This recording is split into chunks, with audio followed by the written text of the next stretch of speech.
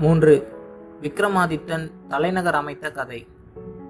பத்ரு ஹரிராஜன் துறவியாகி காட்டிற்கு சென்ற பிறகு அவனுடைய சகோதரனான விக்ரமாதித்தன் கன்னியாகுமரி மன்னனாக முடிசூட்டப்பட்டான். பட்டத்திற்கு வந்த விக்ரமாதித்தன் தெய்வம், அறநெறியாளர், கூன், குருடு, நொண்டி, அனாதைகள் ஆகியோருக்கு தான தர்மங்களை செய்தான். நல்ல வார்த்தைகளை சொல்லி வேலைக்காரர்களை திருப்தி செய்தான்.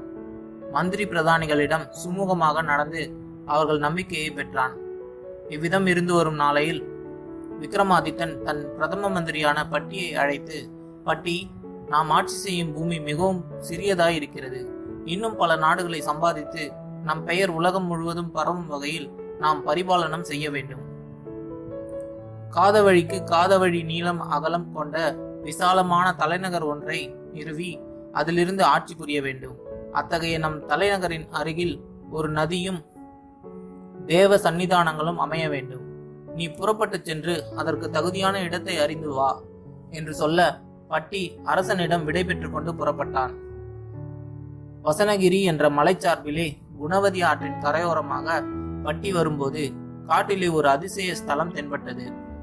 அருகிலே சென்று பார்க்க விசாலமான அந்த பிரதேசம் காதவழி நீளமும் காதவழி அகலமும் கொண்டு மனித சஞ்சாரம் அற்றதாக இருந்தது.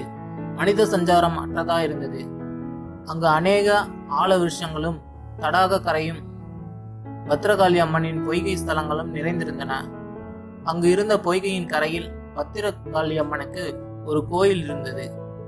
நீர் பொய்கையின் அருகேயுள்ள ஒரு ஆல விருட்சத்தின் கிளையில் சக்கர வளையம் போல 7 உரிகள் கட்டப்பட்டிருப்பதும் பொய்கை நீரின் நடுவே கூர்மையான முனையுடைய வேலொன்று நடப்பட்டிருப்பதும் அதிசயமாக தோன்றின. பட்டி அப்பொய்கையில் இறங்கி பயபக்தியுடன் ஸ்நானம் செய்து கோயிலில் நுழைந்து பத்திரகாளி அம்மனை வணங்கினான். ஆங்கார ரூபத்துடன் விளங்கும் பத்திரகாளி அம்மனின் துவஜஸ்தம்பத்திற்கு அருகே ஒரு குத்துக்கல்லில் பின்வருமாறு சாசன வாசகங்கள் எழுதப்பட்டிருந்தன.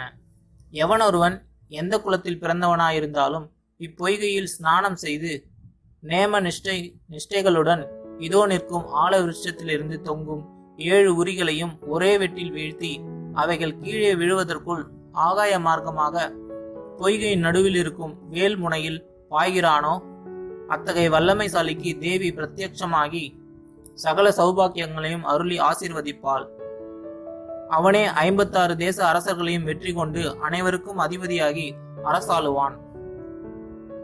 மேற்படி கல்வெட்டை படித்த பட்டி உடனே தன் நகரம் திரும்பி விக்ரமாதித்த மன்னனிடம் தான் கண்ட அதிசய ஸ்தம்பத்தை பற்றிய விவரங்களை தெரிவித்தான். அதன் மீது விக்ரமாதித்தன் உடனே புறப்பட்டு அந்த பொய்கைக்கு வந்து சேர்ந்தான். பொய்கையிலே மன்னன் இறங்கி ஸ்நானம் செய்து பக்தியுடன் கோவிலிலே நுழைந்து அம்மனை தரிசித்தான். பிறகு வெளியே வந்து மரத்தின் மீது ஏறினான். அப்போது பட்டி, அரசே, கடைசி உரியிலே காலை வைத்து ஒரு முறை சுழன்றால் கயிறு முறுக்கி 7 உரிகளும் ஒன்றாக வரும். அப்போது ஒரே வெட்டாக வெட்டி வீழ்த்தலாம் என்றான். அவ்வாறே விக்ரமாதித்தன் 7 உரிகளையும் ஒன்றாக சேர்த்து வாளை உருவி ஒரே வெட்டாக வெட்டிவிட்டு திடசித்தத்துடன் பொய்கையின் நடுவில் இருந்த கூர்மையான வேல்முனையை நோக்கி கீழே தடகீழாக பாய்ந்தான். உடனே பத்ரகாளி அம்மனும் பிரசன்னமாகி விக்ரமாதித்தனை தன் 2 கைகளாலும் தாங்கிக் கொண்டு காப்பாற்றினாள். பட்டி தேவியை நோக்கி பலவாறாகவும் தோத்தரித்து புகழவே பத்ரகாளி அம்மன் உச்சிக்குள்ளிருந்து போனாள். விக்ரமாதித்தனும் மூர்ச்சை தெளிந்து எழுந்தான். விக்ரமாதித்தா, உன் தீரம் என்னை மகிழச் செய்து விட்டது. உனக்கு வேண்டிய வரத்தை கேள் என்று அருள, தேவி, இதோ உன் சன்னிதானத்தில் இருந்தே நான் ஆட்சி செய்ய விரும்புகிறேன். இந்த நகரத்தில் மாட மாளிகையும் கூட கோபுரமும் உண்டாக்கி உஜ்ஜயினி மகாகாளிப்பட்டினம் என்கிற நாமநேயத்துடன் சிறப்பாக ஆட்சி புரிய அருள வேண்டும். உன் சன்னிதானத்தில் புதைக்கப்பட்டிருக்கும் புராதனமான வெகு கோடி திரவியங்களையும் அடியனுக்கு தர வேண்டும் என்று விக்ரமாதித்தன் பிரார்த்தித்தான். பத்ரகாளி அம்மனும் அதற்கிணங்கி அவ்வாறே அருளிவிட்டு மறைந்தாள். விக்ரமாதித்தனும் அந்த ஸ்தலத்தில் புதிய தலைநகர் அமைத்து தன் நகரத்து மக்களை அப்புதிய பட்டினத்திற்கு குடியேற்றினான். பத்ரகாளி அம்மன் கோயிலுக்கு தங்க கோபுரமும் மகா வினோத மண்டபமும் கட்டினான். அதன் பின்னர் 56 தேசங்களையும் வென்று ராஜராஜாக்களும் வணங்கும்படி செய்து பூலோக அதிபதியாகி தன் அரண்மனை வாசலில் அசையா ஆராய்ச்சி மணி கட்டி ஒரு குறையுமின்றி அரசாட்சி நடத்தி வந்தான்.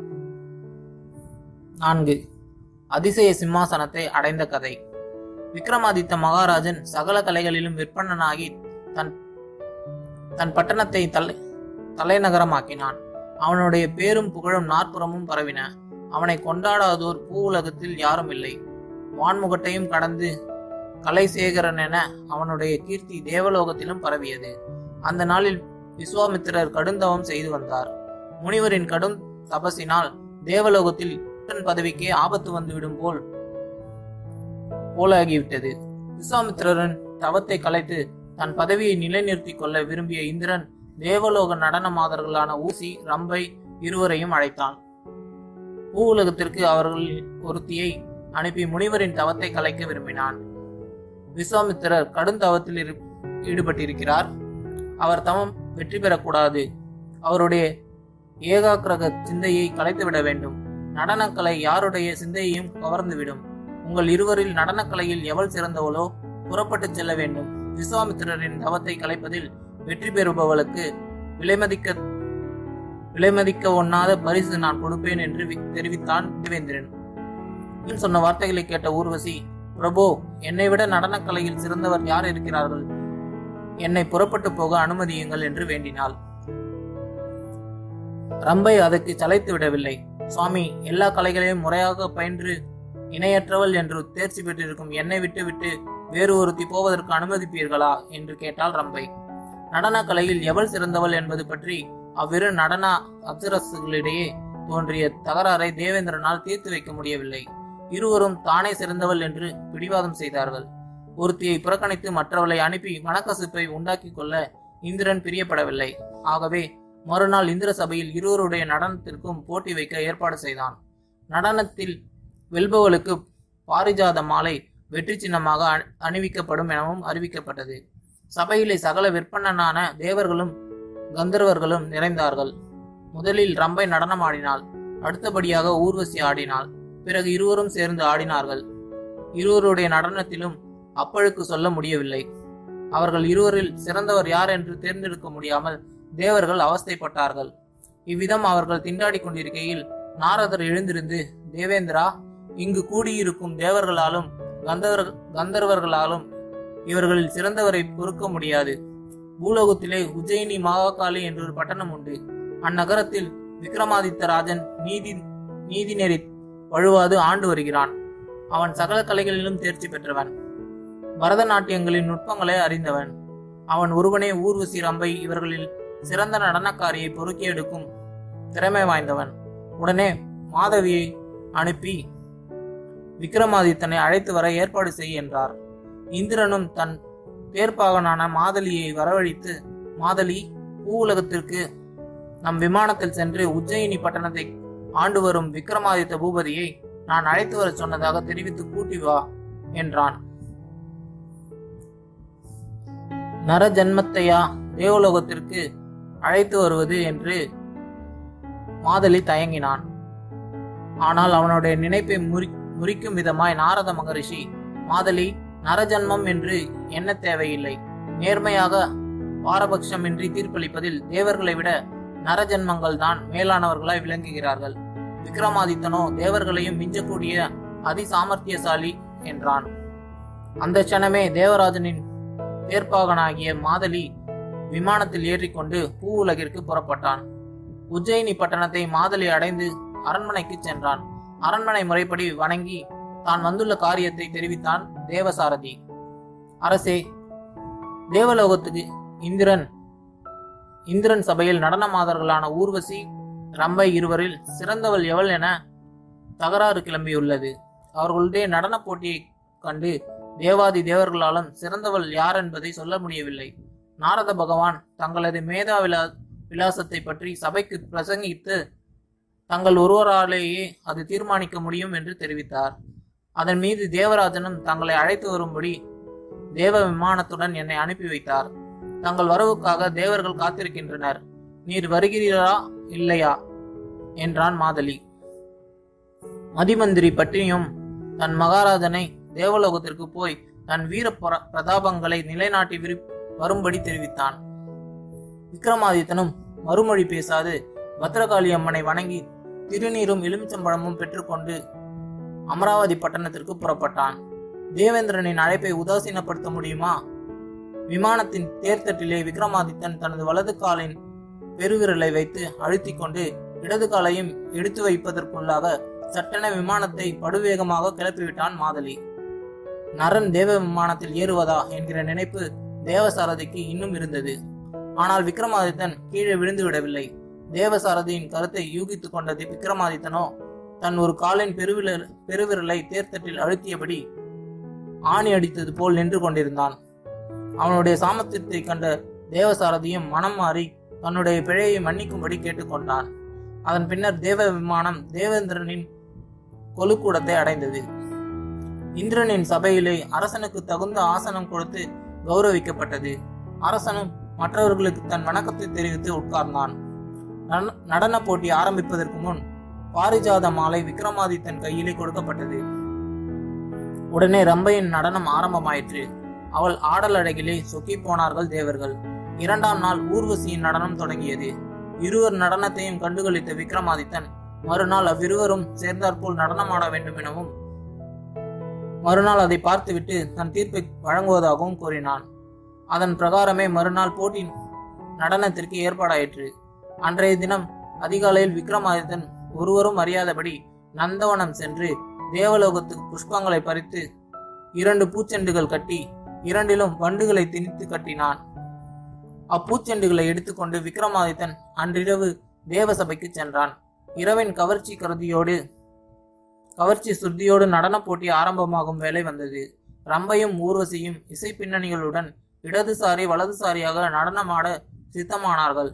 அவ்விருவருக்கும் விக்ரமாதித்தன் ஒவ்வொரு பூச்செண்டு கொடுத்து, நீங்கள் வெறுங்கையோடு நடனமாடுவதை விட கையிலே பூச்செண்டு பிடித்துக் கொண்டு ஆடினால் அலங்காரமாய் இருக்கும் என்றான். ரம்பையும் ஊர்வசியும் குதூகலத்துடன் ஆளுக்கு ஒரு பூச்செண்டு வாங்கி கையில் பிடித்துக்கொண்டு பரதநாட்டியம் ஆடலானார்கள். ஒரு முகூர்த்த காலம் அவ்வாறு இருவரும் நடனமாடி வரும்போது ரம்பை துரித காலத்தில் ஆடிய வேகத்தில் தன் கையில் இருந்த பூச்செண்டை சற்று கெட்டியாக பிடித்துக் கொண்டு விட்டாள். அப்போது பூச்செண்டிற்குள் மறைத்து வைக்கப்பட்டிருந்த வண்டு ரம்பையின் கைப்பிட்டிற்குள் சுரீரென்று துளைக்கவே அவளுக்கு விஷவேகம் ஏறி பூச்செண்டை விட்டெறிந்து விட்டு அவள் ஸ்ருதி முதலானவை தவறி நடனம் ஆடலானாள்.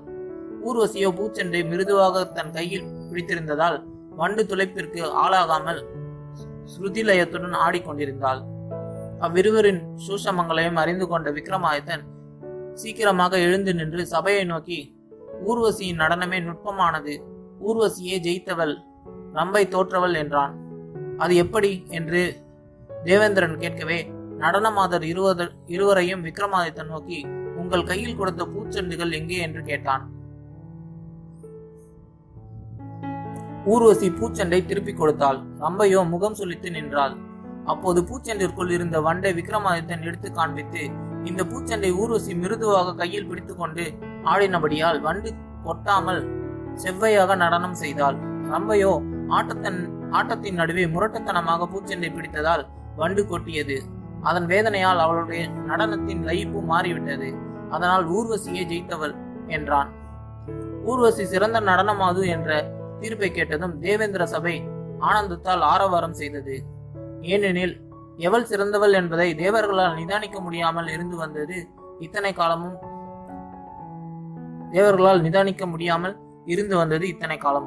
அதை நுணுக்கமாக பரிசித்த விக்ரமாதித்தன் தெரிவித்து விட்டான்.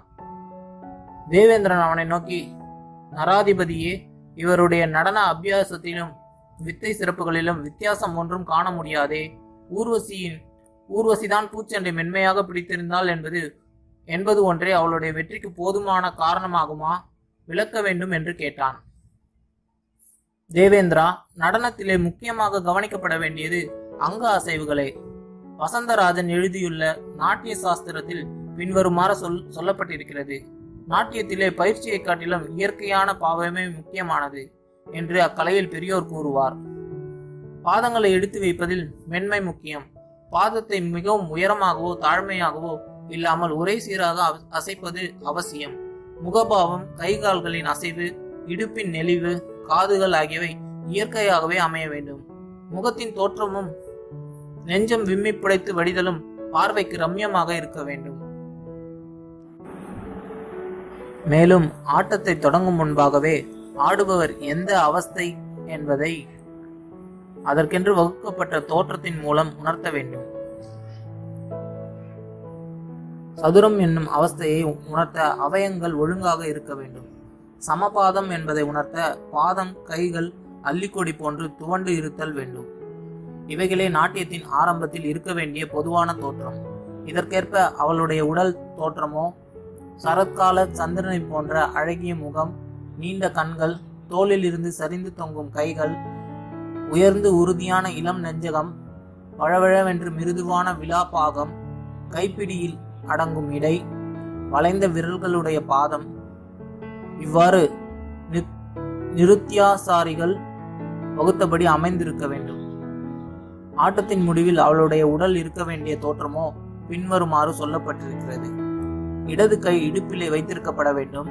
இடையிலே அணிந்திருக்கும் மேகலை சிறிது கீழிறங்கி தளர்ந்திருக்க வேண்டும். மற்றொரு கையோ கீழே துவண்டு தொங்க வேண்டும். கண்கள் தரையை நோக்கியவாறு இருக்க, கால் கட்டை விரல்கள் கீழே சிதறி கிடக்கும் பூவிதழ்களிடையே விளையாடி கொண்டிருக்க வேண்டும். இடுப்புக்கு மேலே உள்ள பாகம் நேராக நிமிர்ந்திருக்க வேண்டும். நாட்டியம் ஆடும் பொழுது உண்டாகும் கவர்ச்சியை விட இந்த தோற்றமே மிக்க கவர்ச்சி பொருந்தியதாக இருக்கும். இன்னும் வார்த்தைகளிலே பொதிந்திருக்கும் முழு அர்த்தத்தையும் அங்க அசைவுகளின் மூலம் வெளிப்படுத்த வேண்டும்.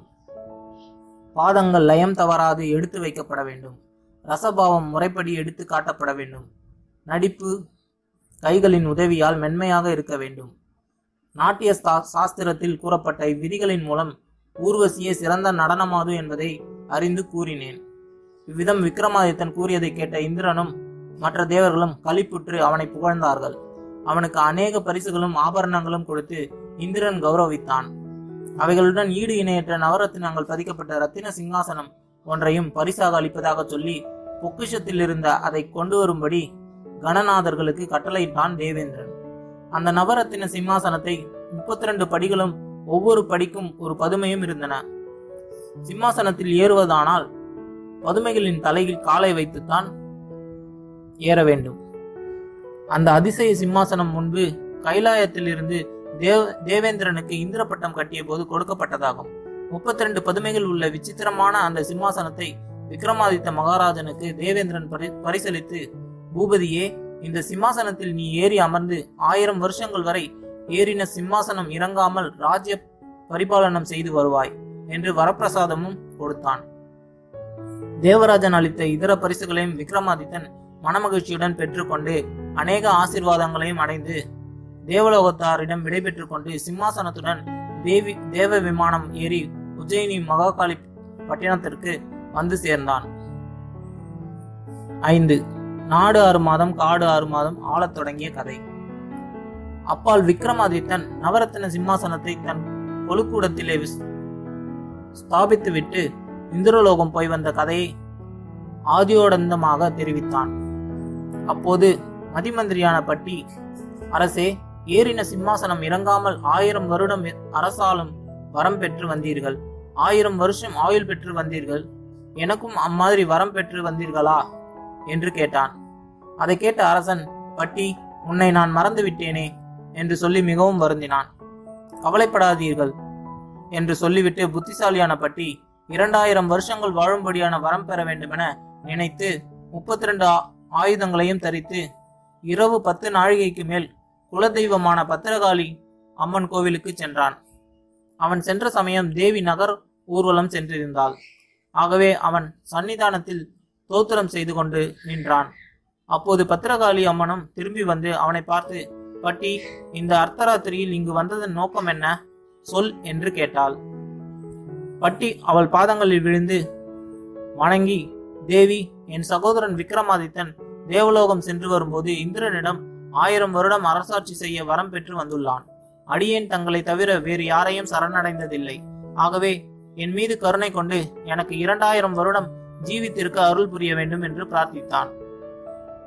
பட்டி, நீ கேட்கும் வரம் கைகூட வேண்டுமென்றால் உன்னுடைய ராஜன் விக்ரமாதித்தனின் தலையை அறுத்து இப்பீடத்தின் முன்னே கொண்டு வந்து வைக்க வேண்டும் என்றாள் பத்திரகாளி அம்மன். உடனே பட்டி அரண்மனைக்கு திரும்பி அரசனின் சயன அறைக்கு சென்றான். சப்ரமஞ்சத்திலே அன்றைய முறைக்காரியான பத்தினி மந்தாகினியுடன் சல்லாபித்திருந்துவிட்டு மற்ற மனைவியர்கள் எல்லாம் சூழ்ந்து சயனித்திருக்க, தூங்கா விளக்குகள் எல்லாம் எரிந்து கொண்டிருக்க விக்ரமாதித்தன் நித்திரையில் ஆழ்ந்திருந்தான். பட்டி அரசனை எழுப்பி சைகை செய்து வெளியே வரும்படி அழைத்தான். பட்டி, இந்நேரத்தில் இங்கு என்ன காரணம் பற்றி வந்தாய் என்று விக்ரமாதித்தன் கேட்கவே, பட்டி, அரசே, ஒரு காரியத்துக்காக உமது சிரம் தேவைப்படுகிறது என்று சொன்னான். ரொம்ப சந்தோஷம் பட்டி, எடுத்துச் செல் என்று தரையிலே அரசன் படுத்துக் கொண்டான். பட்டியும் அரசன் தலையை அறுத்து எடுத்து தேவியின் பலிபீடத்தில் கொண்டு வந்து வைத்தான்.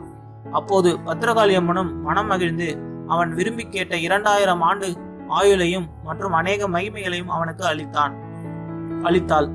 அந்த சமயத்தில் பட்டி கலீர் என்று சிரித்தான். அவன் நகைத்ததற்கு காரணத்தை பத்ரகாளி அம்மன் கேட்டபோது பட்டி பின்வருமாறு தெரிவித்தான். தேவி, எங்கள் அரசன் விக்ரமாதித்தனுக்கு இந்திராதி தேவர்கள் 1000 வருடம் மேன்மையாக ஆட்சி புரியும்படி வரமளித்து 1 மாதங்கள் கூட ஆகவில்லை. அதற்குள்ளாக அந்த மன்னனின் சிரசு என் கையால் அறுபட்டு இதோ உன் பலிபீடத்திலே போடப்பட்டிருக்கிறது. தேவாதி தேவர்களின் வரமே இந்த கதியானால் நீ கொடுத்த வரம் எப்படி நிலைக்கும் என்பதை எண்ணித்தான் சிரித்தேன் என்றான் பட்டி. பட்டி, பயப்படாதே, என் வார்த்தைக்கு பங்கம் ஏதும் வராது. இன்னும் உனக்கு தேவையான வரம் இருந்தால் கேள், தட்டாமல் தருகிறேன் என்று பத்ரகாளி சொல்லவே, தாயே, இதோ சிரம் துணிக்கப்பட்டு கிடக்கும் விக்ரமாதித்தனை எழுப்பி கொடுத்தீர்களானால் தாங்கள் அளித்த வரம் உண்மையானது என்பதை அப்படியே அடியேனால் நம்ப முடியும் என்று வினயத்தோடு பட்டி தெரிவித்தான். உடனே தேவியும் திருப்தியுற்றவளாய் எலுமிச்ச பழமும் கும்ப தீர்த்தமும் திருநீற்றுடன் கொடுத்து தலையை எடுத்து சென்று உடலிலே பொருத்தி கும்ப தீர்த்தத்தை தெளித்து திருநீற்றை தடவினால் அரசன் உயிர் பெற்றெழுவான் என்று தெரிவித்தாள். அவ்விதமே பட்டி உயிர் பெற்றெழச் செய்த போது தன் சாமர்த்தியத்தினால் அம்மனிடமிருந்து 2000 வருடம் ஆயுளை பெற்று வந்த பட்டியை கண்டு அரசன் சொன்னான். பட்டி, தேவர்கள் எனக்கு கொடுத்த ஆயுளோ 1000 வருஷங்கள் தான். ஆனால் நீயோ நம் பத்ரகாளி அம்மனை திருப்தி செய்து 2000 வருஷங்கள் ஆயுள் பெற்று வந்துள்ளாய். நாம் இருவரும் சம ஆயுளுடன் வாழ இப்போதும் வழியில்லாமல் போய்விட்டதே. இதற்கு என்ன யோசனை செய்வது பட்டி என்று விக்ரமாதித்தன் குழம்பினான். அரசே, வருந்தாதீர்கள், உமக்கு மேலும் 1000 வருஷங்களை நீட்டி விடுகிறேன். ஏறிய சிம்மாசனத்தில் இருந்து இறங்காமல் 1000 வருடம் ஆட்சி புரியும்படிதானே தேவர்கள் வரமருளினார்கள். தாங்கள் நாட்டிலே சிம்மாசனத்தில் ஏறி 6 மாதங்கள் ஆட்சி புரியலாம். பிற்பாடு 6 மாதங்களை காடுகளில் சஞ்சரித்து பொழுதை கழிக்கலாம். அவ்விதம் பார்த்தால் தேவர்கள் குறிப்பிட்ட கெடு முடிவடையும் சமயம் தங்களுக்கு ஆயுள் 2000 ஆகிவிடும் என்று யுக்தி கூறினான் பட்டி. பட்டியின் புத்தி சாமர்த்தியத்தை கண்ட விக்ரமாதித்தன் அவனை பலவாறாக கொண்டாடினான். அவனும் பட்டியும் இணை பிரியாதவர்களாக, ஒருவர் மீது ஒருவர் அதிக மதிப்புள்ளவர்களாக காடாறு மாதமும் நாடாறு மாதமுமாக வாழ்ந்து வர நிச்சயித்து பராக்கிரமத்துடன் விளங்கினார்கள். பிறகு ஒரு நல்ல நாளில் புரோகிதர்களால் குறிக்கப்பட்ட சுபமுகூர்த்தத்தில் விக்ரமாதித்த மகாராஜன் அதிசய சிம்மாசனத்தில் ஏறி அமர்ந்து நெறி தவறாது ராஜ்யபாரம் செய்ய தொடங்கினான். விக்ரமாதித்தனின் பூர்வீக கதையை சொல்லிவிட்டேன். போஜ மகாராஜனே, விக்ரமாதித்த ராஜனை போன்று ஞானமும் வல்லமையும் உமக்கு இருந்தாலென்றோ இந்த அதிசய சிம்மாசனத்தில் நீர் ஏறலாம் என்று முதற்படிக்கு காவலாக இருந்த வினோத ரஞ்சித பதுமை கதையை முடித்து மௌனமாகிவிட்டது. சூரியனும் அஸ்தமித்தது. போஜ மகாராஜனும் நீதி வாக்கிய மந்திரியும் திகைப்பு நீங்கி உணர்வு பெற்று நேரத்தை பார்த்தார்கள். சிம்மாசனத்தில் ஏறி அமர்ந்து கொள்ள நிச்சயித்த முகூர்த்தம் கடந்து வெகு நேரமாகிவிட்டதை போஜராஜன் உணர்ந்தான். சுபவேளை தவறிவிடவே சிம்மாசனத்தின் மேலே ஏற விரும்பாமல் கீழே இறங்கி அந்த புறத்திற்குள் சென்று சப்பரமஞ்சத்தில் சயனித்துக் கொண்டான். இரண்டாவது மதனாபிஷேக வள்ளி பதுமை சொல்லிய வேதாள கதைகள். 2ஆம் நாள் சூரியோதயமானவுடன் போஜராஜன் சுபவேளையை பார்த்து தன் பரிவாரங்களோடு கொலுக்கூடத்திற்கு வந்து அதிசய நவரத்ன சிம்மாசனத்திற்கு தூப தீபம் காட்டி அதில் ஏறி அமர்வதற்காக முதற்படியை கடந்து 2ஆம் படியில் வலது காலை எடுத்து வைத்தான். அப்போது அந்த பொற்படிக்கு காவலாக இருந்த மதனாபிஷேக வள்ளி என்னும் சிம்மாசன பதுமை கை கொட்டி சிரித்து, ஏ போஜராஜரே, நில்லும். நான் அறிந்த விக்ரமாதித்த பூபதியை போன்ற வீர பிரதாபமும் வல்லமையும் உமக்கிருந்தாலன்றோ இந்த வினோதமான சிம்மாசனத்தில் நீர் ஏறி அமர முடியும் என்றது. அதை கேட்ட போஜராஜன், பதுமையே, விக்ரமாதித்த பூபதியிடம் நீ கண்ட அப்படிப்பட்ட அதிசயமான வல்லமை என்ன? அந்த கதையை சொல் என்றான். கேளும் பூமானே என்று மதனாபிஷேகவல்லி பதுமை பின்வரும் வினோத கதைகளை சொல்லத் தொடங்கியது. வேதாளம் பிடிக்க போன கதை. வீரபிரதாப விக்ரமாதித்த மகாராஜன் மந்திரி பட்டியுடன் விரதப்படி நாடாறு மாத தவணையிலிருந்து அரசாட்சி நடத்தி வரும் காலத்தில் உஜ்ஜயினி மாகாளி பட்டினத்திற்கு இருக்காத வழி தூரத்தில் ஆரண்ய வனத்தில் துர்க்கையம்மன் கோவில் ஒன்று இருந்தது. அந்த அம்மன் சன்னிதானத்திற்கு நேரத்திற்கே 2 யோஜனை தூரத்தில் ஒரு மயானம் இருந்தது. அந்த மயானத்தில் ஒரு முருங்க மரம் இருந்தது. அந்த முருங்க மரத்தில் ஒரு வேதாளம் தலைகீழாக தொங்கிக் கொண்டிருந்தது. அந்த வேதாளத்தை வசப்படுத்திக் கொள்பவருக்கு சகலவிதமான ஊழியமும் வேதாளத்திடமிருந்து பெற முடியும். அந்த வனத்தில் நெடுங்காலமாக தபஸ் செய்து கொண்டிருந்த ஞானசீலன் என்கிற முனிவன் வேதாளத்தையும் துர்க்கை அம்மனையும் வசப்படுத்திக் கொண்டு பலவிதமான சித்திகளும் பெற விரும்பினான். அவன் துர்க்கையம்மனின் சன்னிதானத்தின் முன் யாக குண்டம் வளர்த்தினான். அதனால் திருப்தியுற்ற துர்காதேவி அவன் முன் பிரசன்னமாகிய போது, தாயே, நீண்ட ஆயுளும் அரச பதவியும் எனக்கு வேண்டும். நீ எப்போதும் என்னிடத்தில் இருக்க வேண்டும். வேதாளம் என் கைவசமாக இருக்க வேண்டும். பூலோகத்து மன்னாதி மன்னர்கள் எல்லாம் எனக்கு அடங்க வேண்டும். அந்த விக்ரமாதித்தன் கொலுவேறி இருக்கும் நவரத்ன சிம்மாசனத்திலே நான் ஏறி அழியா ஆயுளுடன் ராஜரீகம் செய்ய வேண்டும் என்று பிரார்த்தித்தான். 1000 அரசர்களை கொன்று யாகம் செய்தால் உன் எண்ணம் ஈடேறும். மணிமகுடம் புனைந்த மன்னர்களின் சிரசுகளை வெட்டி பலிபீடத்தில் போட்டால் நீ கேட்ட வரம் தருவேன் என்று காளிமாதேவி கூறிவிட்டு மறைந்து விட்டாள். முனிவனும் அதற்கு சம்மதித்து வஞ்சகத்தினால் அரசர்களை கொன்று யாகத்திற்கு தயாராகி வந்தான். 999 மன்னர்களின் தலைகளை வெட்டி கொணர்ந்து யாகத்தில் போட்டான். கடைசியாக பாக்கியிருந்த ஒரு தலைக்கு யாரை பிடிக்கலாம் என்ற யோசனையில் ஆழ்ந்தபோது உஜ்ஜயினில் கோலாகலமாக ஆண்டு வரும் விக்ரமாதித்த மகாராஜனின் தலையை பலி கொடுப்பதென்று முடிவுக்கு வந்தான் முனிவன்.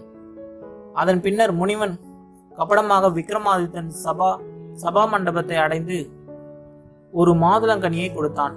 விக்ரமாதித்தனோ முனிவன் கொடுத்த பழத்தை வாங்கி பக்கத்தில் நின்று கொண்டிருந்த பொக்கிஷ அதிகாரியிடம் கொடுத்தான். இவ்விதம் பல நாட்கள் சென்றன.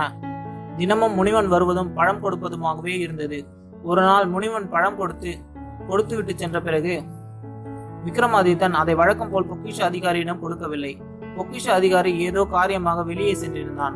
ஆகவே பக்கத்தில் இருந்த பீடத்தில் அந்த பழத்தை மன்னன் வைத்தான். அந்த சமயம் அரண்மனையில் அருமையாக வளர்ந்து வரும் கருங்குரங்கு அங்கு ஓடி வந்தது. மாதுளம்பழத்தை கண்டதும் ஆசையோடு எடுத்து கடித்தது. அதன் உள்ளிருந்து ரத்தின கற்கள் கலகலவென்று கீழே கொட்டின. ஜாஜ்வல்யமாக ஜொலிக்கும் அவைகளை கண்ட விக்ரமாதித்தன் பிரமித்து விட்டான். உடனே தன் பொக்கிஷ அதிகாரியை வரவழைத்து, நான் தினமும் உன்னிடம் கொடுத்து வரும் மாதுளம் பழங்களை என்ன செய்கிறாய் என்று கேட்டான். அவைகள் அனைத்தையும் பொக்கிஷத்திலேயே வைத்திருக்கிறேன் என்று அதிகாரி சொல்லிவிட்டு அவற்றை அங்கு கொணர்ந்தான். மாதுளம் பழங்களை உடைத்து பார்க்கையில் ஒவ்வொன்றிலும் ரத்தின கற்கள் இருப்பது வெளியாயிற்று. ரத்தின கற்களை பார்த்த விக்ரமாதித்தன் அளவில்லாத மகிழ்ச்சி கொண்டான். அவைகளை பரிசித்து பார்க்க ரத்தின வியாபாரியை அழைத்து வரச் செய்தான். வியாபாரி, நாம் இந்த உலகத்தை விட்டு செல்லும் போது எதையும் எடுத்து செல்வதில்லை. தர்மம் ஒன்றுதான் தொடர்ந்து வரும். ஆகவே இந்த உலகத்தில் தர்மத்திலிருந்து பிறழ்வதால் பலன் இல்லை. இந்த ரத்தின கற்களில் ஒவ்வொன்றின் மதிப்பையும் நன்றாக ஆராய்ந்து எடுத்து உண்மையை சொல் என்று விக்ரமாதித்தன் கேட்டான். அதை கேட்ட ரத்தின வியாபாரி மன்னனை நோக்கி, அரசே, தாங்கள் கூறியது முற்றிலும் உண்மையே. தர்மத்தை உடையவர்கள் எல்லாவற்றையும் உடையவர் ஆகிறார்கள். வாஸ்தவத்தில் தர்மம் ஒன்றுதான் நம்மை எப்போதும் தொடர்ந்து வருகிறது. அது 2 உலகங்களிலும் உதவுவது. கேளுங்கள் மகாராஜா, நிறத்திலும் தன்மையிலும் அழகிலும் ஒவ்வொரு ரத்தின கல்லும் பழுதில்லாமல் சுத்தமாக இருக்கிறது. ஒவ்வொன்றும் 10 கோடி பொன் பெருமானம் உள்ளது என்று சொல்வது கூட அதன் உண்மை மதிப்பை குறிப்பிடுவதாகாது. உண்மையிலேயே ஒவ்வொரு கல்லும் ஒரு உலகத்துக்கே சமமானது என்று தெரிவித்தான்.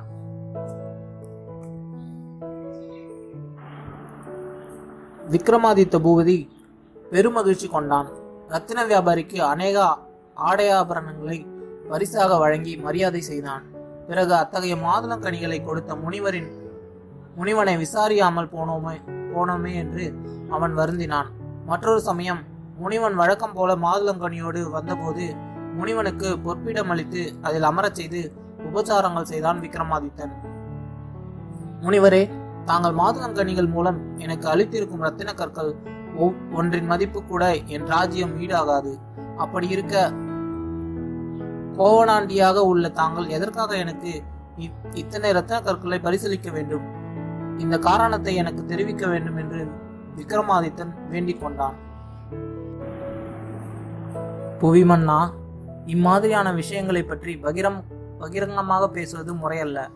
முக்கியமாக மந்திரம், தந்திரம், மருந்து, மனிதர்களுடைய நற்குணங்கள், குடும்ப விவகாரம், விலக்கப்பட்ட ஆகாரத்தை சாப்பிடுவது, அண்டை அயலார் பேசும் அவதூறு, வதந்தி ஆகிய விஷயங்களை பற்றி பகிரங்கமாக பேசலாகாது. எந்த விஷயமும் 3 பேர் காதுகளுக்கு விழுந்துவிட்டால் அது ரகசியம் அல்ல. 2 பேர்களுக்கு மட்டும் தெரிந்திருந்தால் அதை பிறர் அறிய மாட்டார்கள். ஒருவருக்கு மட்டும் தெரிந்திருந்தால் அதை பிரம்மாவாலும் தெரிந்து கொள்ள முடியாது. ஆகவே இது விஷயமாக உன்னிடம் நான் தனியாக பேச வேண்டும். அதுதான் முறை என்றான் கபடஞானி. அவ்வாறே விக்ரமாதித்தனும் முனிவரை தனியே அழைத்து சென்று, முனிவரே, நீங்கள் எனக்கு ஏராளமான ரத்தின கற்களை கொடுத்திருக்கிறீர்கள். ஆயினும் நான் ஒரு நாளைக்காவது உங்களுக்கு ஆகாரம் கூட அளித்ததில்லை. உங்களுக்கு என்ன வேண்டும் என்பதை தெரிவியுங்கள் என்று கேட்டான். எனக்கு ஒரு லட்சியம் உண்டு. அதை நீ கொடுப்பதாக வாக்கு கொடுப்பாயாகில் அதை நான் சொல்லுகிறேன் என்றான் ஞானசீலன். விக்ரமாதித்தனும் அவ்வாறே அளித்தான். புவி சிரேஷ்டா, வனாந்திரத்திலுள்ள துர்க்கை அம்மனை சேவித்து தந்திரங்களாலும் ஜபதங்களாலும் ஒரு ஹோமத்தை நான் நடத்த வேண்டும். அஷ்டமா சித்திகளும் அதன் பயனாக கிட்டும். அதற்காக நீ ஒரு நாள் முழுவதும் என்னுடன் இருக்க வேண்டும். இதைத்தான் நான் யாசிக்கிறேன். அவ்விதம் நீ என்னிடம் இருப்பதால் என்னுடைய உச்சாடனம் பலிதமாகும் என்று தெரிவித்தான் யோகி. சரி, நான் வருகிறேன். என்றைக்கு நான் வர வேண்டும் என்று கேட்டான் விக்ரமாதித்தன். வருகிற கிருஷ்ண பட்சத்து சதுர்த்தசியும் செவ்வாய்க்கிழமையும் கூடின அன்றைய தினம் ராத்திரியில் நீ மட்டும் தனியாக ஆயுதம் தாங்கி இருக்குமிடம் தேடி வர வேண்டும் என்றான் யோகி. சரி, தாங்கள் செல்லலாம். நான் நிச்சயமாக வருகிறேன் என்றான் விக்ரமாதித்தன். அவனுடைய வாக்குறுதியை பெற்றுக்கொண்டு முனிவன் காட்டிற்கு சென்றான். யோகி குறிப்பிட்டு சென்ற தினமும் வந்தது. விக்ரமாதித்தனும் ஆயுத தரித்தவனாய் தன்னந்தனியாக காட்டை அடைந்து யோகியின் இருப்பிடத்தை நாடிச் சென்றான். அவன் வருவதை கண்ட யோகி ஓடோடியும் வந்து அவனை வரவேற்று உபசரித்து உட்கார வைத்தான். அவ்விடத்தில் அமர்ந்த பிறகு அரசன் நிதானமாக தன்னை சுற்றி திரும்பி கவனித்தான். அங்கே அவன் கண்ட காட்சி பயங்கரமான கோர உருவங்களுடன் பலவிதமான குரலிகளும் பூத பிசாசுகளும் குதித்து கூத்தாடி தாண்டவமாடின. இவைகளை கண்ட அரசன் பயமோ அச்சமோ கொள்ளவில்லை. மாமுனிவரே, எனக்கு என்ன கட்டளையிடுகிறீர்கள் என்று யோகியை பார்த்து கேட்டான் விக்ரமாதித்தன். புஜபராக்கிரமா, நீ வந்திருப்பதால் இந்த ஓர் உதவியை செய். இங்கிருந்து நேர் தெற்கே 2 யோஜனை தூரத்தில் ஒரு மயானம் இருக்கிறது. அங்கே ஒரு முருங்க மரத்தின் மேல் உயரமான கிளையில் ஒரு பிணம் தலைகீழாக தொங்கிக் கொண்டிருக்கிறது. அது யார் கைக்கும் அகப்படாது. நீ மிகவும் பராக்கிரமம் பொருந்தியவனாதனால் உன் கைக்குத்தான் அது அகப்படும். அதை எப்படியாவது நீ உபாய தந்திரத்தின் மூலம் கூட்டிக் கொண்டு வந்து என் முன் விட வேண்டும் என்று தெரிவித்தான் யோகி. மறுமொழி சொல்லாமல் பிணத்தை கொண்டு வர கிளம்பினான் விக்ரமாதித்தன். அந்த இரவில் பயங்கரமான இருள் எங்கும் சூழ்ந்து கவ்விக்கொண்டிருந்தது. அன்றிரவு திடீரென்று மழை வேறு கொட்ட ஆரம்பித்தது. எப்படிப்பட்ட மழை! வானத்தில் உள்ள நீர் முழுவதும் அந்த ஒரே இரவில் பூமியில் கொட்டிவிட வேண்டும் என்பதை போல் அந்தர தாரையாக பெய்தது. குரலிகள் நாற்புறமும் கூச்சல் போட்டுக் கொண்டிருந்தன. இவ்வளவு கோரத்தை கண்ட எந்த மனிதனும் பின்வாங்கி விடுவான். ஆயினும் விக்ரமாதித்தன் நிலை கலங்கவில்லை. தைரியமாக போய்க் கொண்டிருந்தான். வெள்ளக்காட்டின் வழியே செல்லும் விக்ரமாதித்தனின் கால்களை பாம்புகள் சுற்றி கொண்டன. மந்திரங்களை உச்சரித்துக் கொண்டே அவைகளை உதறி தள்ளிவிட்டு நடந்தான் வீராதி வீரன். பயங்கரமான அந்த இரவிலே 2 யோஜனை தூரம் அவன் நடந்து யோகி குறிப்பிட்ட மயானத்தை அடைந்தான். அங்கே குரலிகளும் பூத பிசாசுகளும் மனிதர்களை பிடித்து வந்து அவர்களின் வயிற்றை கிழித்து இரத்தத்தை உறிஞ்சி எக்காலமிட்டன. பிணங்களை சுவைத்து தின்றும் பிள்ளைகளின் ஈரலை ருசித்து பார்த்தும் ஆனந்த கூத்தாடின. துஷ்ட மிருகங்கள் நாற்புறமும் திரிந்தன. இவைகள் ஒன்றையும் லட்சியம் செய்யாமல் விக்ரமாதித்தன் நேராக முருங்க மரத்தை அடைந்தான். மரத்தை அவன் நிமிர்ந்து பார்த்தபோது அடி முதல் நுனி வரையில் ஒவ்வொரு கிளையும் கொழுந்து விட்டு எரிந்து கொண்டிருந்தது. நானா பக்கங்களிலும் பிடி பிடி, கொல்லு கொல்லு என்று பிசாசுகள் சப்தம் போட்டுக் கொண்டிருந்தன. விக்ரமாதித்தன் சிறிதும் அதைரியம் கொள்ளாமல் பக்கத்தில் நெருங்கி பார்த்தான். கிளை ஒன்றில் பிணம் ஒன்று தலைகீழாக கட்டி தொங்கவிடப்பட்டிருந்தது. அதை பார்த்த விக்ரமாதித்தனுக்கு உவகை உண்டாயிற்று. அப்பாடா, இவ்வளவு கஷ்டங்களுக்கு பிறகு ஒரு முடிவு நெருங்கியதே என்று சந்தோஷத்தோடு அந்த மகாராஜன் மரத்தின் மேலேறினான். கத்தியின் ஒரே வீச்சால் கயிற்றை அறுத்து பிணத்தை கீழே தள்ளினான். கீழே விழுந்த பிணம் பல்லை நரநரவென்று கடித்தது. மேலும் அழத் தொடங்கிவிட்டது. அதன் அழுகுரலை கேட்ட ராஜன் ஆச்சரியம் அடைந்தவனாய் இந்த பிணம் உயிருடன் இருக்க வேண்டும் என்று தனக்குள் எண்ணியவனாய் கீழே இறங்கினான். என்ன ஆச்சரியம், கீழே கிடந்த பிணத்தை காணவில்லை. திடுக்கிட்டு போன விக்ரமாதித்தன் தலை தானாகவே உயர நிமிர்ந்து கிளையை பார்த்தது. அந்த இடத்தில் மறுபடியும் பிணம் தொங்கிக் கொண்டிருந்தது. மகாராஜன் சரசரவென்று மரத்தில் ஏறி பிணத்தை தன் கையால் கட்டி பிடித்து கொண்டு கீழே இறங்கினான். அதை ஒரு துணியால் மூடி கட்டி தோளின் மீது போட்டுக்கொண்டு யோகியிடம் செல்ல ஆரம்பித்தான். உடனே பிணத்தினுள் புகுந்திருந்த வேதாளம் விக்ரமாதித்தனை பார்த்து, நீ யார்? என்னை எங்கே தூக்கிச் செல்கிறாய் என்று கேட்டது. நான் உஜ்ஜயினி பட்டணத்து விக்ரமாதித்த மகாராஜன். உன்னை கொண்டு வரும்படி யோகி உத்தரவிடவே தூக்கிச் செல்கிறேன் என்று பதிலளித்தான் அவன். ராஜாதிராஜனே, நான் யார் தெரியுமா? யாருக்கும் கட்டுப்படாத வேதாளம். என்னை தூக்கி செல்வதாயிருந்தால் ஒரு நிபந்தனை உண்டு. வழியில் நீ வாய் திறந்து பேசினாயானால் நான் மறுபடியும் கட்டவிழ்த்து கொண்டு முருங்க மரத்துக்கு போய்விடுவேன் என்றது. அதன் பிரகாரமே விக்ரமாதித்த மகாராஜன் மௌனமாக வேதாளத்தை தோளில் சுமந்து கொண்டு நடக்கத் தொடங்கினான். சிறிது தூரம் சென்றதும் வேதாளம் மெல்ல விக்ரமாதித்தனம் பேசத் தொடங்கியது. மகாராஜனே, அறிவு, ஞானம், விவேகம், பாண்டித்யம் இவைகளை உடைய பெரியோர் தங்கள் பொழுதை சாஸ்திர விசாரணையிலும் கவிதை ஆராய்ச்சியிலும் கழிப்பார்கள். முட்டாள்களும் மந்த புத்தியுள்ளவர்களும் தங்கள் பொழுதை தூங்குவதிலும் கேளிக்கைகளிலும் கழிப்பார்கள். ஆகவே இந்த வழி நடை காலத்தையும் பிரயோஜனப்படக்கூடிய வகையில் கழித்தல் நலமல்லவா? பிரயாணத்தில் கஷ்டம் தெரியாமல் இருக்க நான் ஒவ்வொரு புதிர் கதையாய் சொல்லுகிறேன், கேள் என்று சொல்லியது. விக்ரமாதித்தன் வாய் திறந்து பேசவில்லை. வேதாளம் மேலும் மேலும் மேலும் பேசலாயிற்று. கேளுமையா ராஜனே, கதையை வெறுமனே கேட்டுக்கொண்டு போகவிட மாட்டேன். நான் ஒவ்வொரு கதையையும் சொல்லிவிட்டு ஒரு புதிர் போடுவேன். அதற்கு சரியான விடை சொல்லாவிட்டால் உன் தலை 100 சுக்கல்களாக வெடித்துவிடும் என்றும் சொல்லியது. விக்ரமாதித்தன் என்ன செய்வான்? வேதாளத்தின் வார்த்தைக்கு கட்டுப்பட்டு புதிரை அவிழ்த்து சரியான விடை சொல்லாவிட்டாலோ தலை வெடித்துவிடும். ஆரம்பத்திலே சொல்லியுள்ள நிபந்தனைப்படி அவன் வழியிலே வாய் திறந்து பேசவும் கூடாது. பேசினால் மறுபடியும் வேதாளம் கட்டவிழ்த்து கொண்டு பழையபடி முருங்க மரத்திற்கு போய் தலைகீழாக தொங்கிவிடும்.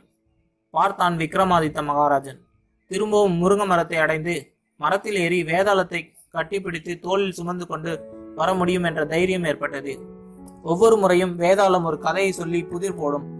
தன் தலை 100 சுக்கல்களாக வெடிக்காதிருக்க விக்ரமாதித்தன் வாய் திறந்து பதில் சொல்லிவிடுவான்.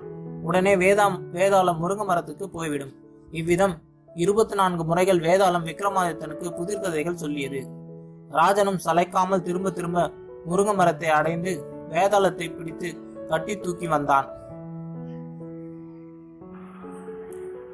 அவ்வளவுதாங்க. இதுக்கப்புறம் வேதாளம் நிறைய கதை சொல்ல போகுது. அதை நம்ம அடுத்த பார்ட்டில் கேட்கலாம். எல்லாரும் கண்டினியூவாக கேளுங்க. கதை ரொம்ப இன்ட்ரெஸ்டாக போகும். இதில் இன்னொரு விஷயம் என்னன்னா, இது ஒவ்வொரு கதையிலையும் ஒரு நீதி சொல்லுவாங்க, அதாவது நல்ல விஷயத்த சொல்லுவாங்க. நம்ம குழந்தைங்க அது கேட்கறதுனால அவங்களுக்கு நம்ம எப்படி இருக்கணும், நல்லவங்களா இருக்கிறதுக்கு என்னென்னலாம் பண்ணணுன்றது ஒவ்வொரு கதையிலையும் சொல்லுவாங்க. அது உங்கள் குழந்தைங்களுக்கு ரொம்ப யூஸ்ஃபுல்லாக இருக்கும். இந்த மாதிரி கதைகளை ஒரு நல்ல விஷயத்தை சேர்த்து சொல்கிறனால அவங்க மனசில் பதியும். அதனால் நீங்கள் உங்கள் குழந்தைங்களையும் கேட்க சொல்லணும். நீங்களும் கேளுங்க. ஓகேங்களா? நம்ம அடுத்த பாட்டில் பார்க்கலாம். நன்றி.